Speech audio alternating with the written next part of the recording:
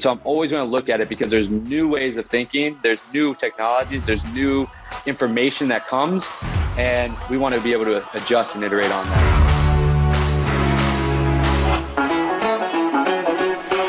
My name is Matt Reiner, managing partner at Capital Investment Advisors, CEO of Wellness Strategies, an author, podcast host, and also a speaker to the wealth management community. My mission is to help every family in this country have access and be served by a human financial advisor.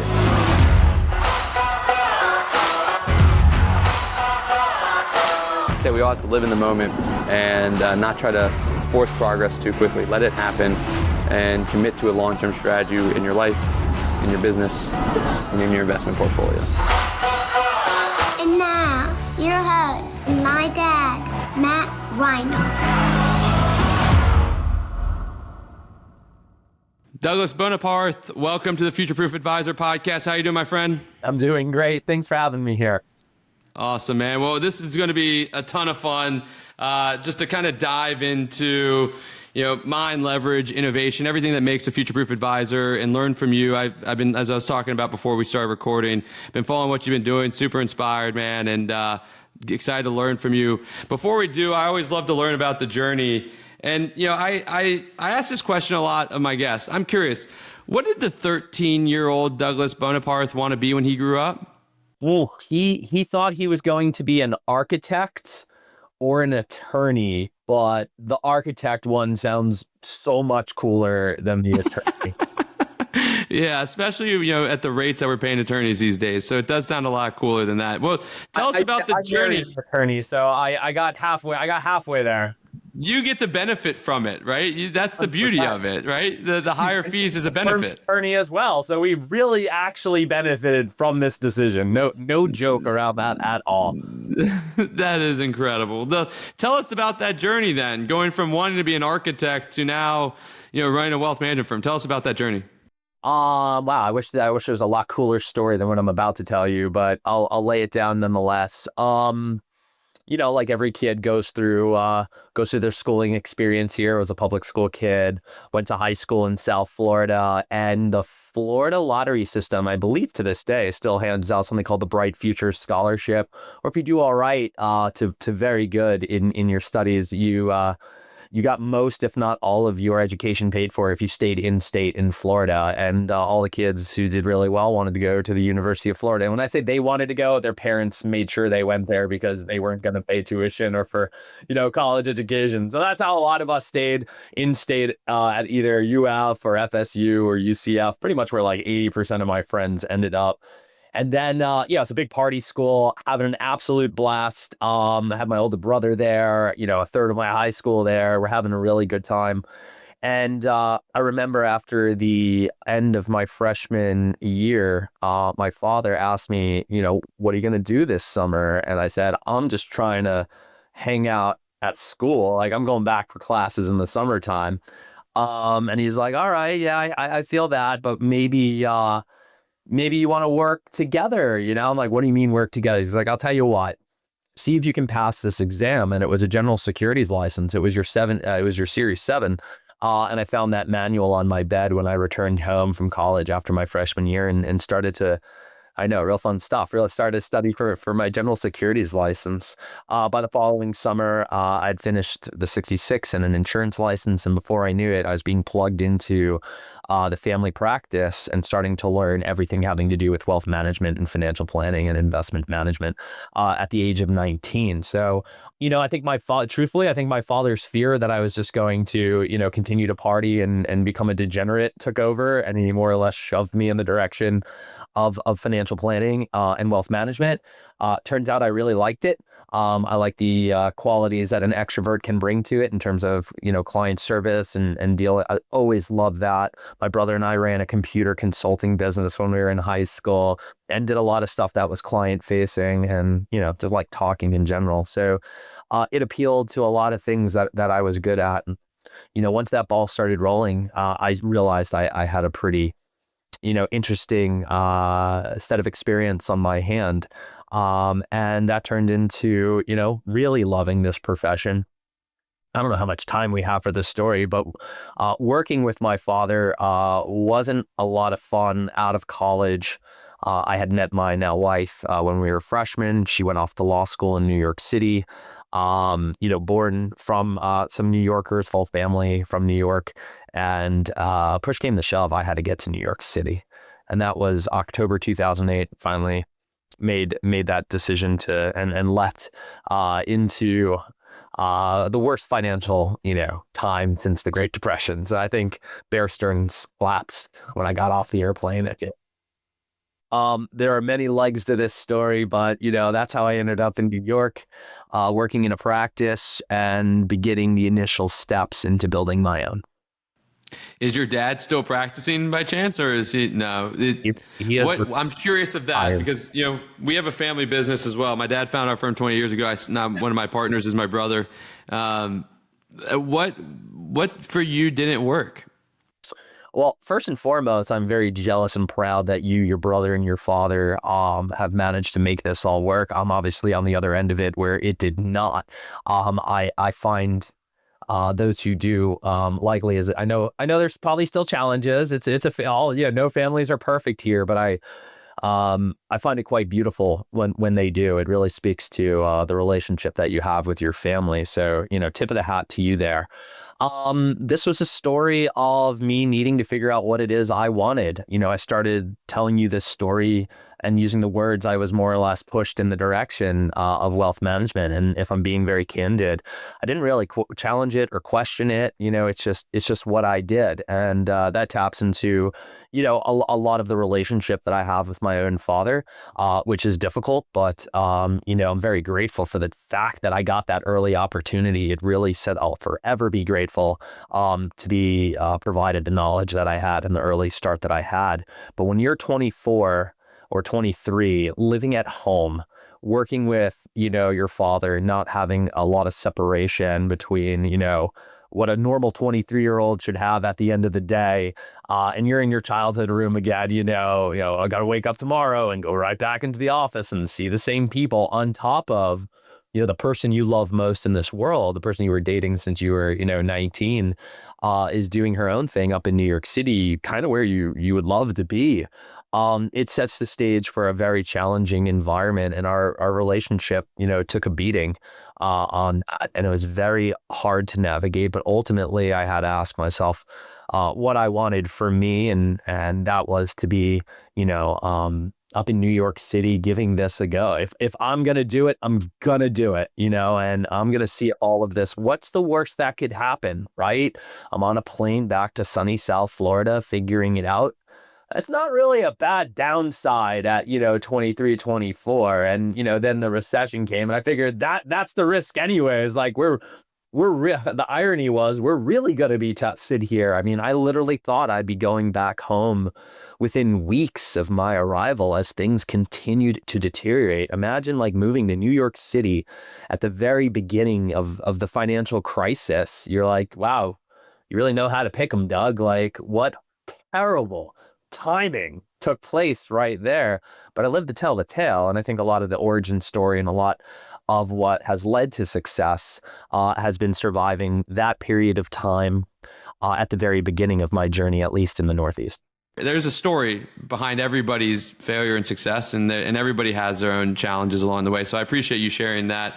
I think that when you talk about moving up to New York, and Bear Stearns, I was meeting with Bear Stearns 3 weeks before they failed about an internship for the next summer with them.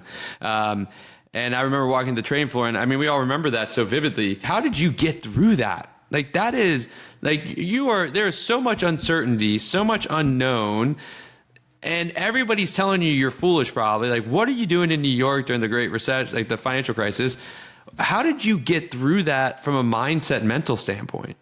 Right when things started to fall apart, I literally found myself in Midtown Manhattan with the phone blowing up from very concerned and worried pre-retirees and retirees who thought the wheels were coming off, and watching their nest eggs, suffer through an epic drawdown and uncertainty on, level 99.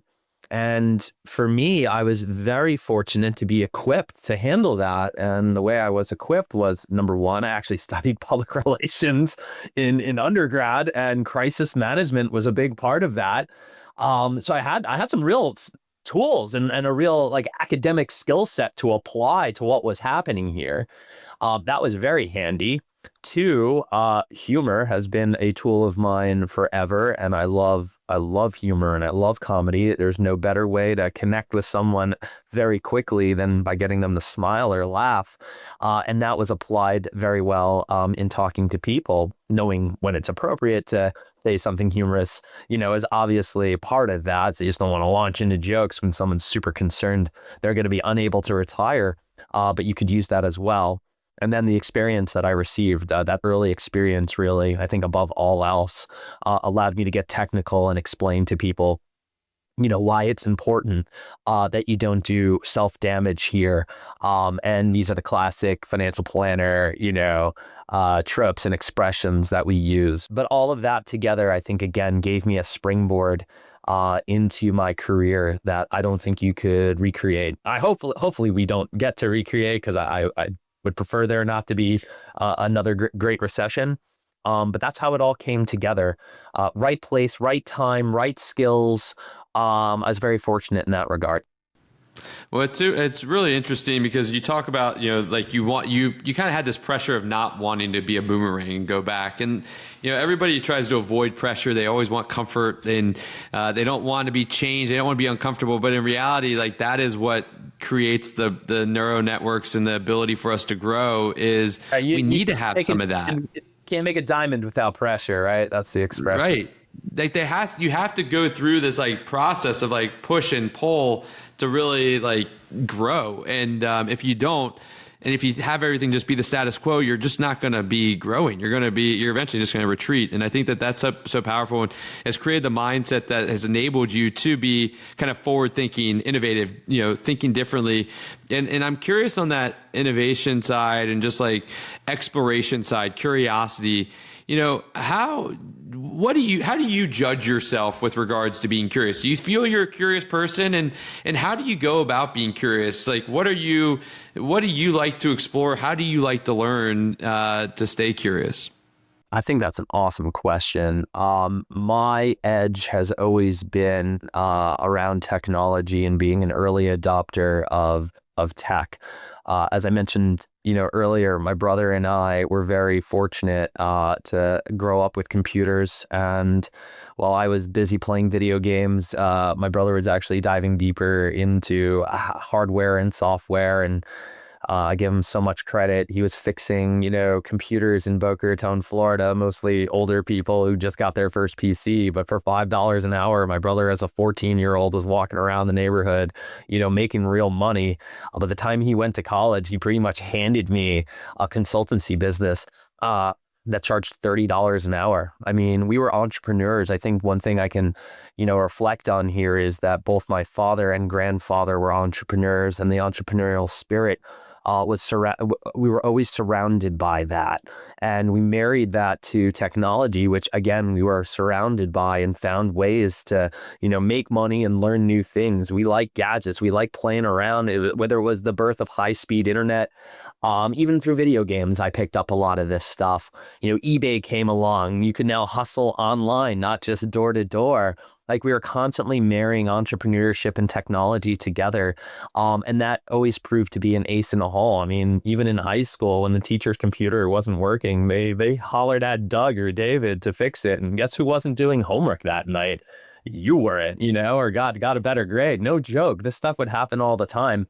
And you eventually pick up on that. You're like, this is a competitive advantage, and I need to continue to figure out how to marry that into the business or businesses that I'm applying. And we live in the golden age of financial technology right now.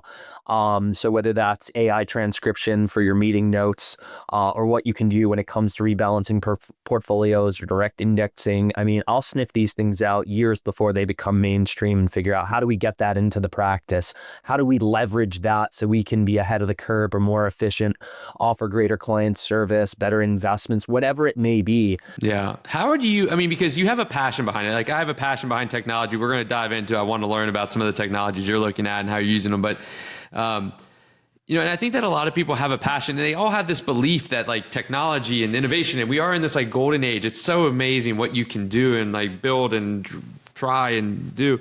But not enough people are like, they just kind of just let it look at it. And they're not curious about it, right? They have like this desire for it, but they don't know how, the how behind being curious. There's a challenge behind like exploration. There's a challenge behind like taking that first step to explore, because everybody's always so busy. There's no time to explore. I just got so much I got to just do. How do you overcome that? Like, it feels like it's just like the way of the world that it's like you just got to do. Like you can't sit there and be bored and think or go explore. Like then you're an idiot. Like go do things. How do you overcome that? That's a great question. You know, you're talking to someone who is like indoctrinated with the it to like go out and explore. You know, again, this talks to a lot of privilege. You know, I'm not. You know, I'm not shy about that or unaware of the fact that I had a lot of privilege growing up, upper middle class in South Florida with, you know, again, a parent and a grandparent who made you curious. I mean, my grandpa played with computer. What older millennial do you know whose grandpa was online and day trading in his 70s and 80s? I mean, that's, you know, this is some Malcolm Gladwell stuff, right? This is outlier stuff that's, you know, again, that's how, so what do I do today?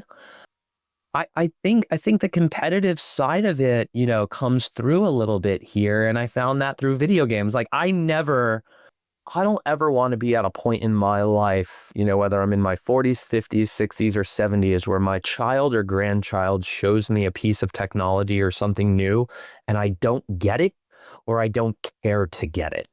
I think that would be such a strike and a shame to little Doug, who absolutely got off on playing around with all of these things all the time. I don't ever want to lose that part of myself, so I never will. Well, I'm curious then, like what technologies are you super interested in exploring right now? What are you playing around with these days? I think around the corner is being able to talk into something and like stuff actually getting done, you know, whatever, Jarvis, whatever you want to call it. Like, hey, I want to go on vacation to the Dominican Republic with my family. Yeah, Doug, let me scope that out for you. All right, I got, you know, just like literally talking to it. But then it'd say, look, I got 4 places we can go, you know, all right, cool. Tell me the pros and cons. All right, book this one. Do you need flights? Yep, I do. It's got all my information stored, credit cards, you know, frequent flyer miles, and literally in a conversation, book my hotel, book my room, take care of it all, even the Uber to the airport, or, you know, like that's where I want to be, right? That's where I want to, because you can extrapolate that out to managing your calendar. So whether it's personal assistance, I mean, to me, that's deflationary, right? When do we get to putting hours of time back into the lives of people so that they can do things that they love to do or want to do? And that's a parallel to financial independence, right? We do this all day, every day as financial advisors to help people figure out the roadmap to being able to reclaim their time, the number one commodity you'll never get more of. So that's the stuff that excites me. And I'll play around with virtually anything that, you know, has a hint, you know, of this deflationary component. And that's what, you know, your economists are looking for. How can we, again, you know, create something that's so deflationary that income, you know, becomes irrelevant? That's getting a little, you know, way there. But you see where this is going towards, like, utopia type stuff, right? It was cold fusion. I'm there with you, man. Desalinization, you know, medical biohack breakthroughs, or just absolute deflationary pressure from, AI. Yeah, I'm there with you. I mean, VR is something that I bring up and talk to about with people a lot, that I think that there's a moment where they're gonna have an AI moment and the impact it can have in wealth management. Just think about people being able to visualize their decisions, like their future selves, and be able to train people. But then wearables, Yeah, I don't know if you've seen what Sesame's doing, and like they bring out this voice, but everybody thinks that that's their end game. Their end game is they want to create glasses to do what like Jarvis does, where you just walk around and it's like analyzing everything and your day to day, and it's able to predict and talk to you and schedule your trip and do it the way that you want to and at your pace. And they want to create glasses. It's unbelievable. I was lucky to have some pretty cool nerdy friends growing up who became like neurobiologists and literally work for companies that put those kind of contact lenses in your eye. Like the only person that can really do it in the company is the CEO, because he's literally taking on health risk to do it. I mean, this is wild and zany stuff, that's going on out there that will become our reality sooner than later. But yes, give me the augmented reality layer and the wearables and all of that stuff. But, years and years, long time ago, I've come to realize that like this cannot be the best way, or typing on a keyboard. You got to be kidding me that this is the best way to, surf on the internet or use technology. That gets to the point, right? We can talk about all these cool ideas and we can explore them and play around with them. But then the reality is I think where a lot of people have also a challenge, once you get over the hump of exploring and having curiosity, is then to take that curiosity into action that has impact. And, I'm curious of how do you move from all this that you're exploring to putting it in action to better the lives of the families you serve, to make your firm more efficient, all of that. How do you get it into that stage? What are you doing there?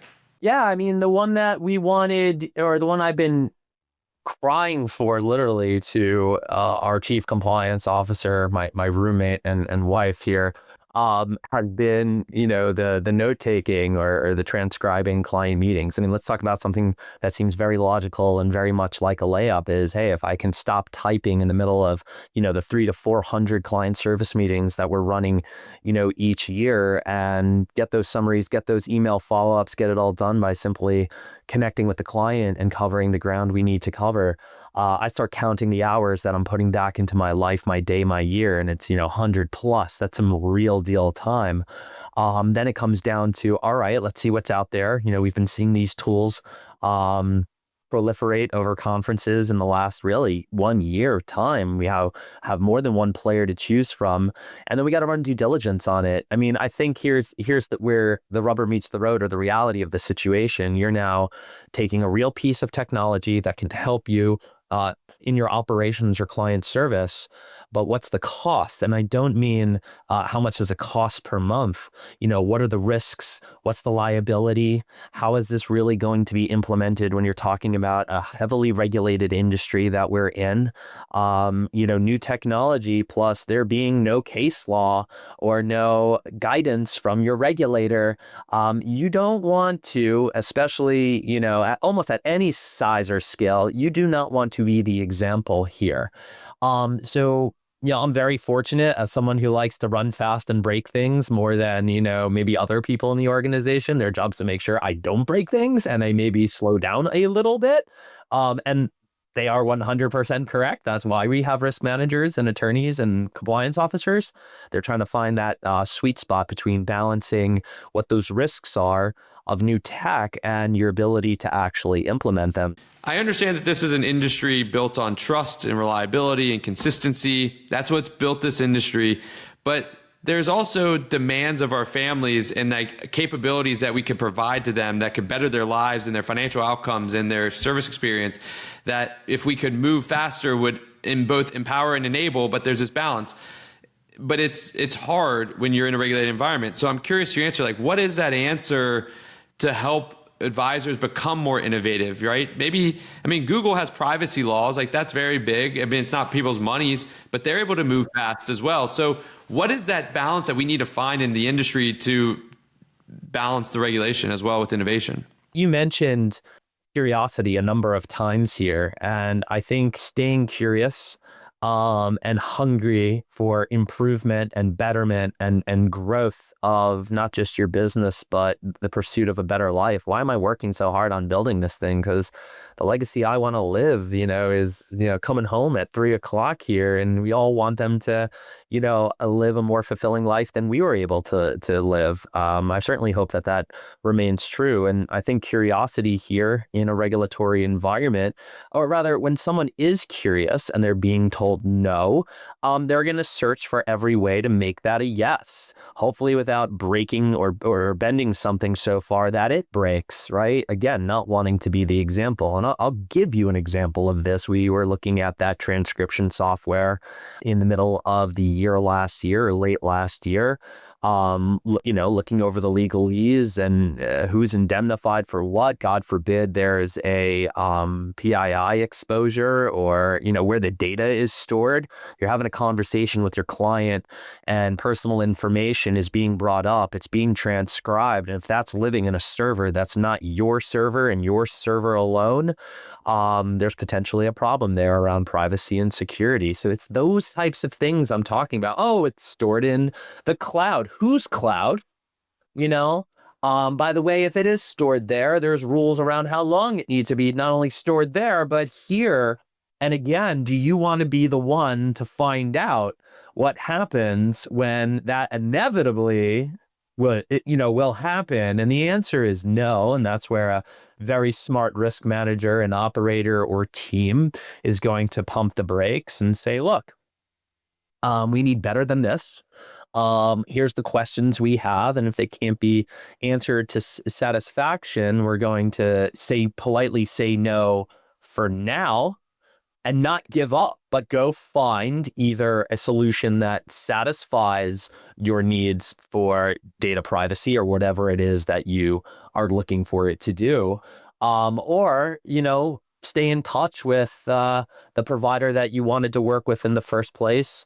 You can even go as far as to help them get that guidance and clarity, depending on how bad you want something. But it's that thing right there. We don't stop, to the point where, Heather looked at me dead in the eye and she goes, I have to remind you, my job as an attorney isn't to tell you no and to break deals. It's to keep you safe, and you will have this tool. It is just not today. And that, I think, is good business, a good partnership, but also how somebody or an organization who is curious and thirsty for the next thing that's going to make their lives better keeps going. And she wasn't wrong. Here we are 6 months later, and I believe we found that solution, and we'll run the same due diligence process. We heard everything we wanted to hear. Now we just need to see it in writing, and then it's a shut up and take my money situation.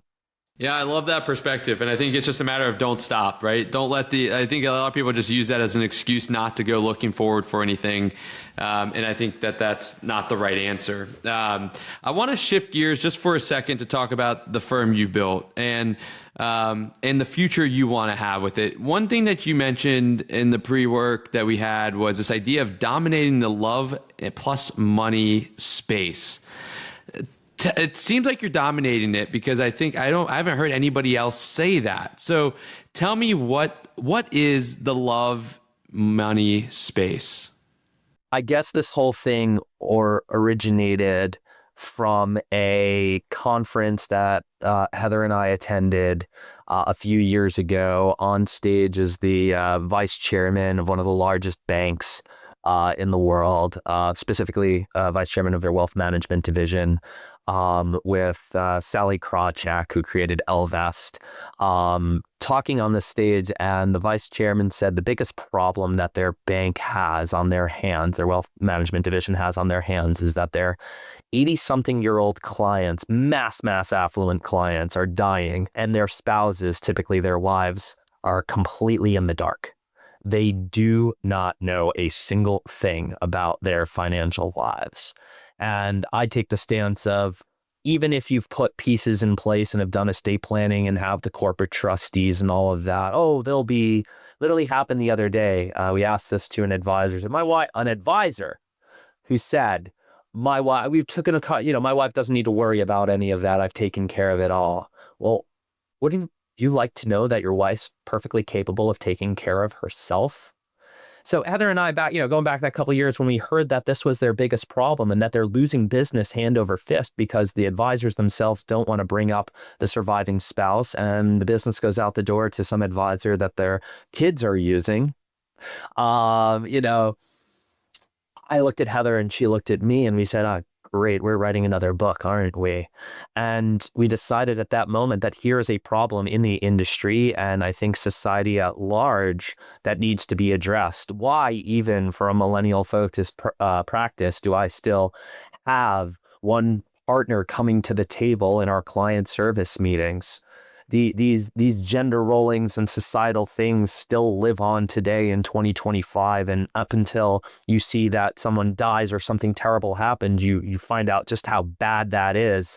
It shouldn't have to be that way. So we wanted to carefully examine this cross section of love and relationships with money, because it's a game you play your entire life. There's no winning the game of money.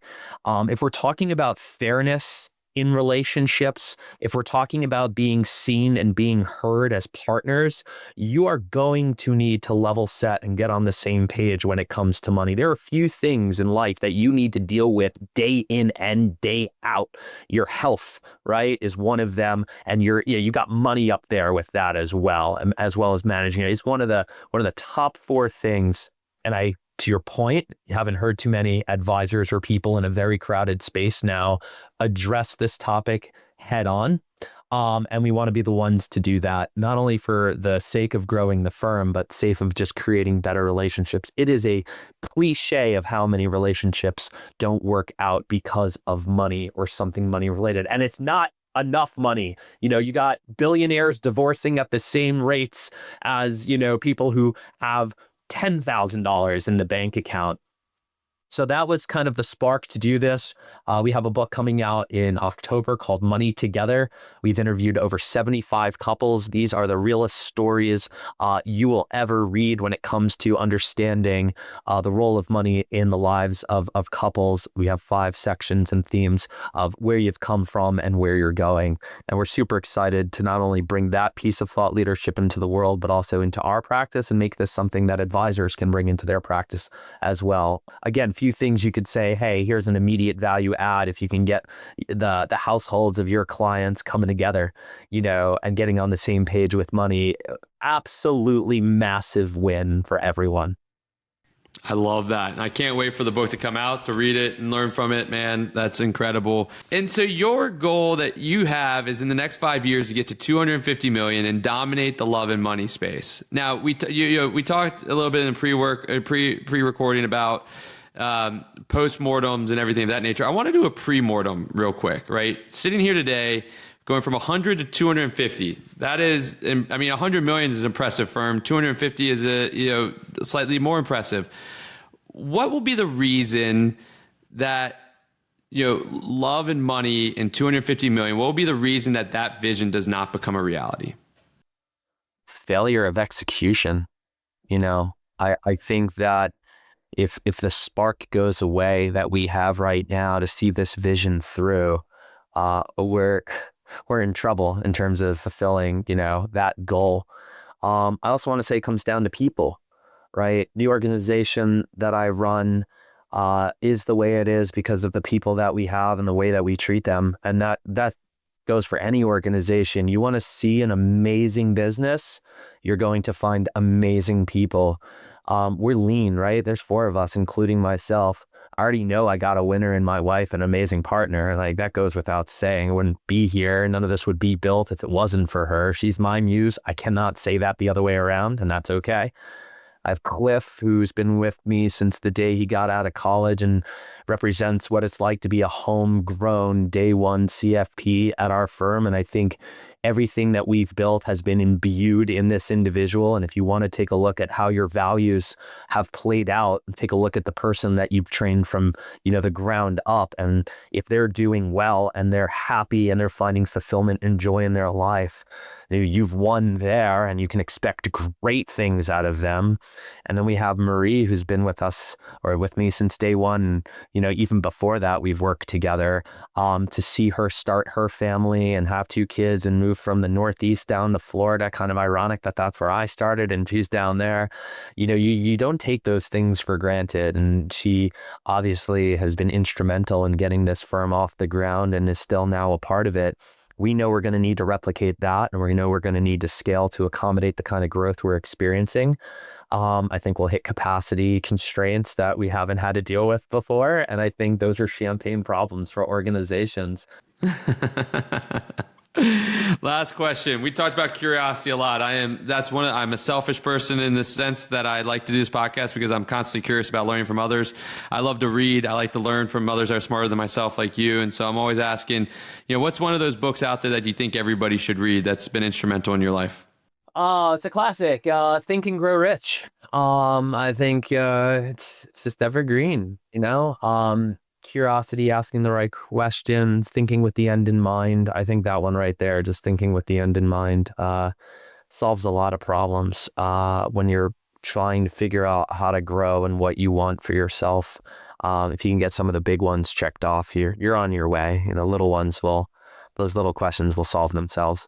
Awesome. Douglas Boneparth, thanks so much, man. For those that want to continue to follow your journey and follow you, what's the best way for them to stay in touch? Yeah, all social media handles, Doug Boneparth. It will lead you everywhere you possibly need to go, or bonafidewealth.com for all things business related. Hey, my friend, thanks for spending time with us here on the pod. Stay well, be well, and look forward to talking with you again soon. Thanks, Matt.